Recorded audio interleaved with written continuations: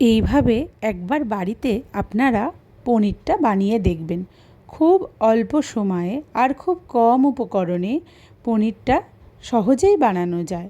এর জন্য আমি গ্যাসে ফ্রাইং প্যান নিয়ে নিয়েছি আর তাতে সাদা তেল ব্যবহার করেছি। আর পনিরগুলোকে সামান্য ময়দা, নুন, হলুদ দিয়ে ভেজে নিচ্ছি। অনেকেই পনিরটাকে ভাজার পরে গরম জলে ভেজায়। আমি পনিরটাকে ভাজার আগেই গরম জলে ভিজিয়ে রেখেছিলাম সামান্য নুন দিয়ে। এরপর কড়াই থেকে তেল খানিকটা কমিয়ে নিয়ে তাতে আমি কেটে রাখা পেঁয়াজগুলো সামান্য নুন দিয়ে ভাজা করে নিচ্ছি। এক্ষেত্রে ভাজা বলতে সামান্য নরমই হবে, একদম লাল লাল করে ভাজার দরকার নেই। যেই পনিরটা ভাজা ভাজা হয়ে আসবে তাতে টমেটো আর কাঁচা লঙ্কাটা দিয়ে দিলাম। এরপর এতে আবার একটু লবণ যোগ করে নিলাম। ভাজা উপকরণগুলো একটু নরম হয়ে এলে পরে এতে একে একে 1 চামচ মতো আদা বাটা আর 2 চামচ মতো জিরে বাটা বা জিরের গুঁড়ো, আমি এখানে জিরের গুঁড়ো ব্যবহার করেছি, আপনারা চাইলে বাটাও দিতে পারেন। এরপর সামান্য জল দিয়ে ভালো করে নাড়িয়ে চাড়িয়ে নেবার পরে এতে নুন আর হলুদ যোগ করে দেব। তবে নুনটা দেওয়ার সময় একটু খেয়াল রাখবেন, ওদিকে পনিরটাও নুনে ভেজানো ছিল, আবার পেঁয়াজটা যখন ভেজেছি তখনও তাতে নুন দিয়েছি।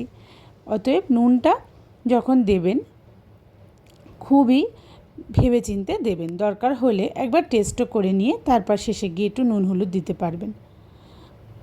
আমি এখানে মশলাটাকে খুব ভালো করে কষিয়েছি। যেহেতু অল্প মশলা আর পনির যেহেতু খুব হালকা উপাদান, তাই যাতে মশলার গন্ধ পরে না বেরোয়, তাই আমি এখানে মশলাটাকে খুব ভালো করে কষিয়ে নিয়েছি। কষাতে কষাতে আমি এখানে 2টো তেজপাতাও দিয়ে দিয়েছি। চাইলে গোটা গরম মশলা যোগ করা যায়, কিন্তু লাগবে না, এতেই খেতে খুব ভালো হবে। মশলাটা কষিয়ে নেওয়ার পরে পনিরটাও ওই মশলার মধ্যে দিয়ে দিলাম। আপনারা দেখতে পারলেন আমি এখানে তেল খুব সামান্যই দিয়েছি। আর যেটা এখানে যোগ করাতে রান্না একটা আলাদা মাত্রা এসছে, সেটা হলো সেদ্ধ করে রাখা আলু।